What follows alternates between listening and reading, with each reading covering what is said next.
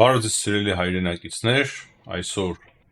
մարտի 31-ն է եւ այսօր խոսելու ենք ոչ միայն միջազգային կարևոր հարցերից, չնայած որ մեր վերնագիրը եւ լոգոն Թրամփի եւ Պուտինի հարաբերություններին են վերաբերվում եւ Թրամփի նոր հայտարարություններին, որ նա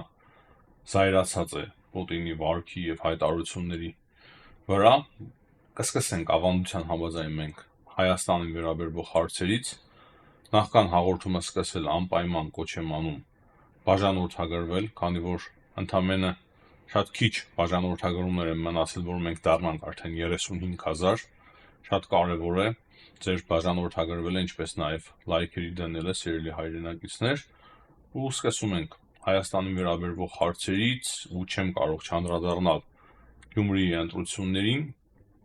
եւ երեք երեկոյան ու այսօր առավոտյան տեսնում եմ, որ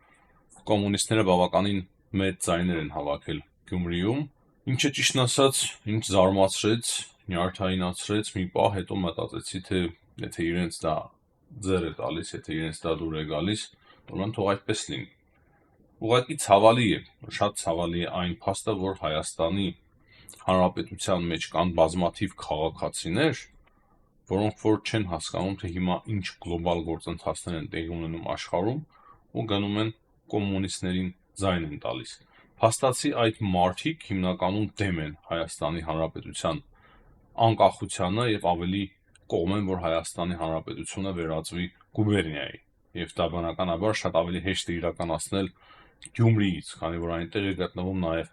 ռուսական ռազմաբազան եւ պատահական չէ, որ հիմա հենց տեղեկություններ են ստացվում, որ մնացած ընդդիմադիր ուժերը եւս պատրաստ են աջակցել կոմունիստներին եւ փորձելու են քաղաքապետարանը վերցնել իրենց ձեռքը Գյումրիի։ Դե ինչ, եթե այդպես է, ուրեմն Գարեգին Նեժդեն շատ ճիշտ էր ասում, գրելով իր վերջին նամակը հայ ժողովրդին։ Ես անկեղծ ասած կասկածել չունեմ, որ մեր ժողովրդի մեջ ցավոք սրտի կան շատերը, ովքեր որ դեմ են Հայաստանի Հանրապետության անկախությանը եւ ավելի կողմնակից են, որ Հայաստանը լինի գուբերնիա։ Իսկ դա նշանակում է, որ մենք 5000 տարվա անց լինելուց դեգրադացվել հասել ենք ահա այս մակարդակին, որով որ չենք կարող այլևս տարբերվել, նույնիսկ շատ ավելի ցածր մակարդակի մեր հասարակության մի մասը, ես բոլորին չեմ ասում, մի մասը շատ ավելի ցածր մակարդակի վրա է գտնվում, քան ինչ որ այլ ժողովուրդներ, անուններ չտանք, ոչ մի ազգի ես չեմ ուզում վիրավորել, բայց հավասարվել ենք ժողովուրդների, որոնք որ եւս ցանկանում են դառնալ կայսրության մաս եւ չեն ցանկանում ունենալ անկախ հայրենիք։ Ամենայն դեպս ես ահա այդպես եմ տեսնում եւ կրկին չեմ ցանկանում ներքաղաքական հարցերից խոսել Հայաստանին վերաբերող, ուղղակի այս փաստը բավականին լուրջ ձևով, շատ բացասական ձևով ազդել է իմ վրա, քանի որ հասկանում եմ, որ ահա այդպիսի տենդենսների գերիշխելու դեպքում մենք կկորցնենք մեր անկախ պետականությունը։ Հուսանք, որ գոնե թե վերջի պահին ուշքի կգանք եւ 26 թվականին ավելի ճիշտ ընտրություններ կանենք, հաշվի առնելով այն, որ Երևանում չպետք է որ այդքան ամուր լինեն ահա այդպիսի ուժերը։ Եվ արդեն հիմնականում վերադառնանք մեր քննարկվող թեմաներին, որոնք որ հիմնական մեր քննարկման թեմաներն են, անդրադառնանք Ադրբեջանի պաշտպանության նախարարության տարածած ապատեղի կատաղությանը, երեք եւս նրանք շատ ակտիվ են տարածել ապատեղի կատաղություն, թե իբր Հայաստանը խախտել է հրադադարը եւ ոչ միայն հրադադարի խախտման մասին ապատեղի կատաղություն են տարածել, այլ նաեւ ապատեղի կատաղություն են տարածում, թե իբր հայկական անօդաչու թռչող սարքերը փորձում են հետախուզական աշխատանքներ կատարել եւ նկարահանել ադրբեջանական դիրքերը։ Այսինքն հստակ ապատեղի կատաղություն, պրովոկացիա, որը որ մի քանի օր դադար էր առել, եւ հիմա կրկին վերսկսվեց այն բանից հետո, երբ որ Էրդողանի եւ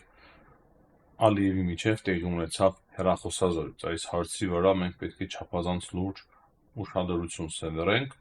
ինքան խնդիրները ոչ միայն Հայաստանի ներսից են գալիս, այլ նաեւ Հայաստանի արևելյան հարևանի կողմից, որը որ ամեն կերպ փորձում է մեծ խնդիրներ ստեղծել Հայաստանի համար, որպեսզի կարողանա նոր սադրանքներ, նոր ագրեսիա իրականացնել Հայաստանի նկատմամբ։ Այսքան Հայաստանի մասին, հիմա անդրադառնանք միջազգային կարևոր իրադարձությունների։ Իսրայելի եւ Համասի միջև պատերազմը շարունակվում է փաստացի, բայց հետաքրքիր հայտարարություններ է արել Իսրայելի վարչապետը։ Նա հայտարարել է, որ Իսրայելը պատրաստ է վերջ տալ այս պատերազմին, բայց դրա համար պետք է Համաս շարժումը պետք է ընդհանրապես հեռանա Գազայի շրջանից։ Դրանից բացի նա հիշեցրել է Թրամփի ծրագրի մասին եւ ասել է, որ ինքը պատրաստ է ցանկացած ձևով աջակցել, որպեսզի Պաղեստին ժողովուրդը տեղահանվի, հեռանա Պաղեստինից, Գազայի շրջանից։ Մերձավոր Արևելքից նաեւ կարող եմ ավելացնել, որ Ամերիկայի Միացյալ Նահանգները ռմբակոծում են Եմենը, շարունակվում են այդ ռմբակոծությունները։ Դրանից բացի Թրամփը երեք կրկին շատ լուրջ ձևով սպառնացել է Իրանին, Իրանի շուրջ եւս իրավիճակը թեժանում է, ամեն օր թեժանում է գրանցվում, եւ նա ասում է, որ եթե Իրանը չգնա համաձայնության, Թրամփը կրկին ասում է, եւ բնականաբար մի օր այդ հայտարարությունները այլևս կավարտվեն, եւ ես վախենամ նրանք կանցնեն գործողությունների, եւ Թրամփը ասել է, որ եթե Թեհրանը չհամաձայնվի, ապա աննախադեպ ռմբակոծությունների կենթարկվի այնպիսի, որը որ ինքը երբեք չի տեսել։ Իսկ Իրանից հայտնում են, որ հրթիռները արդեն պատրաստ են, հրթիռները արդեն լիցքավորված են եւ սպասում են հրամանի, որ արդեն օգտագործվեն ընդդեմ հակառակորդների, այսինքն բավականին լարված է, հայտարարություններ կան երկու կողմից, սակայն նույն ժամանակ երևի թե այս պահի դրությամբ հələ որ Իրանի դեմ պատերազմական գործողությունները չսկսվեն, այսինքն մի փոքր ժամանակ ամեն դեպքում ես կարծում եմ, որ կա եւ հնարավոր է մոտավորապես իմ պատկերացմամբ հաշվի առնելով այն, որ հիմա նոր ավիակիրներ Ամերիկայի Միացյալ Նահանգները ուղարկում եւ մոտեցնում Մերձավոր Արևելքին եւ դրանք կլինեն ապրիլի կեսին կամ ապրիլի վերջ, հնարավոր է ապրիլի վերջ կամ մայիս ամսին նման ռազմական գործողություններ տեղի ունենան, եթե բնականաբար բանակցությունները արդյունք չտան, բայց հուսանք, որ նման բան տեղի չի ունենա։ Թրամփը նաև անդրադարձել է Ուկրաինային, երեք հայտարարել է, որ ինքը ուղղակի կատաղած է Պուտինի վարքից։ Հետո նա մանրամասնել է CBS-ին, որ Պուտինը ուզում է ձգձգել հրադադարը, այսինքն չի ուզում գալ հրադադարի, եւ նրան չափազանց զայրացրել է այն միտքը, որ Պուտինը ուզում է արտաքին կառավարում հաստատել Ուկրաինայում։ Հիշում եք, 2 օր առաջ Պուտինը նման հայտարարություն էր արել, նույնիսկ կոչ էր արել ՄԱԿ-ին արտաքին կառավարում հաստատել Ուկրաինայում, եւ հիմա ինչի է Թրամփը կատաղած, ինքը ասում է, որ դա չափազանց կերկարացնի պատերազմը, այսինքն հրադադար չի լինի երկար ժամանակ, սակայն իրականում այստեղ ուրիշ բան է։ Թրամփի ծրագրով նա ուզում էր կիսել Ուկրաինան Ռուսաստանի եւ Ամերիկայի Միացյալ Նահանգների միջև, եւ հիմա դա է պատճառը, որ այդ պայմանագիրը հազվագյուտ մետաղների մասով, որը որ ուղղակի հազվագյուտ մետաղներին է վերաբերվում, բայց անուղղակի վերաբերվում է ամեն ինչին, նույնիսկ պետական կառավարմանը Ուկրաինայի, Թրամփը ուներ իրոք ծրագիր, որ Ուկրաինայի մի մասը մեծ հաշվով պատկանելու է Ամերիկայի Միացյալ Նահանգներին, ենթարկվելու է մյուս մասը մնալու է Ռուսաստանի ձեռքում, բայց Պուտինը ուզում է արտաքին կառավարում մտցնել Ուկրաինա եւ Ուկրաինային ամբողջությամբ տիրանալ։ Նման էս համարձակ հայտարարություններ եմ անում, եզրակացություններ, նման բան դուք երևի թե ոչ մի տեղ չլսեք, բայց ես սիրում եմ խոսել ճիշտը եւ ասել այնինչ գոյություն ունի, եւ հիմա փաստացի դա է տեղի ունենում, եւ Պուտինի հայտարարությունները հակասության մեջ են մտել Թրամփի գաղափարների հետ, դրա համար Թրամփը լուրջ ձևով կատաղել է եւ ասում է, որ նոր պատժամիջոցներ կարող է մտցնի Ռուսաստանի նկատմամբ, հաջորդ շաբաթ ինքը փորձելու է հեռախոսազրույց ունենալ Վլադիմիր Պուտինի հետ, եթե ստացվի, իսկ եթե Պուտինը չհամաձայնվի հրադադարի, հիշում եք նա մինչև ապրիլի 20-ն էր ուզում, որ այդ հրադադարը տեղի ունենա, ինքն էր ասում այդ մասին, եւ հիմա եթե դա տեղի չունենա, ապա նոր պատժամիջոցներ կմտցվեն Ռուսաստանի նկատմամբ, նավթի նկատմամբ 25%-անոց նոր մաքսատուրքեր եւ դրանից բացի ովքեր որ աշխատեն կամ ձեռք բերեն ռուսական նավթ, այդ ընկերությունները մեծ հնարավորություններից կզրկվեն եւ իրենք էլ կհայտնվեն պատժամիջոցների ներկա, այսպիսի հայտարարությունները արել մոտավորապես ես միտք եմ նկարագրում, փորձում եմ միտքը նկարագրել այդպիսի հայտարարությունները արել Դոնալդ Թրամփը։ Եվ այստեղից կարելի է հստակ եզրահանգել, որ Զելենսկին ավելի խորամանկ է գտնվել եւ ուկրաինական քաղաքականությունը համաձայնվելով Ամերիկայի Միացյալ Նահանգների բոլոր պայմանների հետ, հիմնականում բոլոր պայմանների հետ պատերազմը ավարտին հասցնելու առումով, քանզի հստակ Ուկրաինայում գիտեին, որ դժվար թե Պուտինը գնա խաղաղության։ Այստեղ կարևորը նաև այն է, որ Եվրոպական միությունը բնականաբար Ֆրանսիայի եւ Մեծ Բրիտանիայի գլխավորությամբ արդեն որոշում են, թե ինչպիսի գործողությունների են դիմում եւ նրանք զորք են ուղարկելու, ինչպես գիտեք, Ուկրաինա եւ այդ զորքը ոչ միայն ցամաքի վրա է լինելու, այլ նաեւ ծովերի վրա, ինչպես նաեւ օդում։ Նախկինում ցանկություն կար, որ Ամերիկայի Միացյալ Նահանգները օդը փակելու են Ուկրաինայի եւ դրանով իսկ աջակցելու են դաշնակիցներին, բայց կարծես թե այս պահի դրությամբ նման պայմանավորվածություններ չի հաջողվել ձեռք բերել եւ դա եւս Եվրոպական միությունը ինքնուրույն է անելու եւ խաղապահ ասելով հիմնականում այդքան էլ խաղապահ չեն լինելու այդ ուժերը, քանի որ դրանք արագ արձագանքման հիմնականում ուժեր են լինելու, իսկ խաղապահներ հասկացողությունը Մակրոն նաեւ խոսում էր ՄԱԿ-ի խաղապահների մասին, այսինքն կարող է երկու շերտ ունենա այդ անվտանգային համակարգը ՄԱԿ-ի խաղապահներ, եթե ընդհանրապես նման համաձայնություն լինի, որ ՄԱԿ-ի խաղապահներ տեղակայվեն, եթե եւ երկրորդ շեշտը արդեն հարավ արձագանքման ուժեր, որոնք որ պատրաստ է տեղակայել Եվրոպան, այսինքն Եվրոպայի հիմնականում երկու պետություններ։ Եվրոպական միությունից ավելի շուտ երևի թե այս պահի դրությամբ մեկ պետություն Ֆրանսիան, իսկ Եվրոպայից ընդհանուր առմամբ հավաքական իմաստով նաև Մեծ Բրիտանիան, բայց ես կարծում եմ, որ այլ երկրներ եւս կմիանան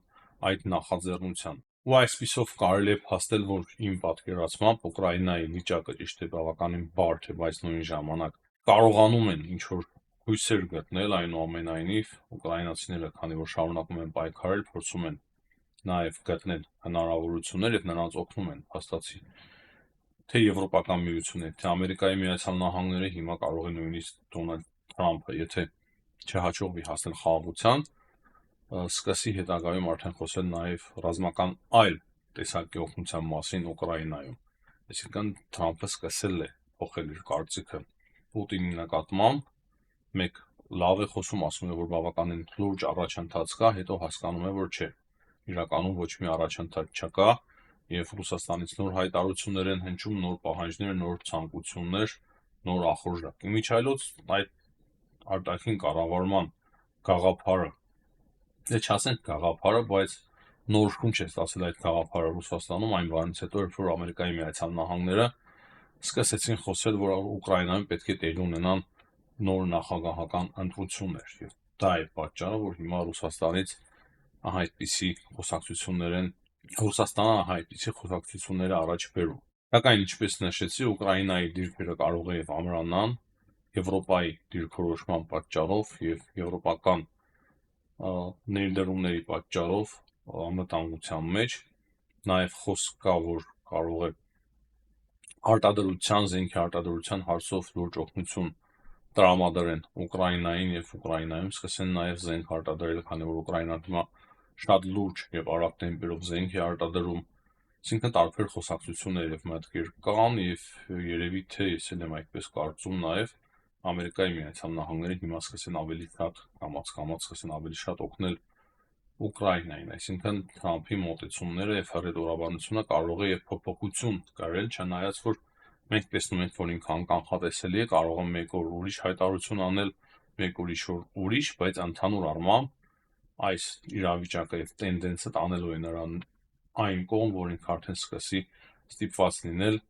ավելի կոշտ դիրքորոշում ունենալ Ռուսաստանի Դաշնության մասով։ Ինձ ավելի շատ մտահոգում են մեր երկրները, հարավային Կովկասը, քանի որ այստեղի հասարակությունները պետք է շատ ավելի ամուր մնան այս բարդ պայմաններում, որպեսզի կարողանան պահպանել եւ պաշտպանել իրենց անկախությունը եւ ինքնիշխանությունը։ Ես կարծում եմ, որ մեր ամենամեծ, կարծում եմ չէ, համոզված եմ եղել կամ եւ կլինեմ, որ ամենամեծ մեր արժեքը դա մեր անկախությունն է եւ ինքնիշխանությունն է։ Այս պահի դրությամբ այսքանը սիրելի հայրենակիցներ, կրկին հիշեցնեմ լայքերի համար, անպայման բաժանորդագրվեք, որ եթե հնարավոր է նույնիսկ այս հաղորդման միջոցով մենք արդյոք մնանք 35,000 բաժանորդագրված եւ դառնանք 35,000։ Հաջողություն եմ մաղթում բոլորիդ, ցտեսություն, կհանդիպենք։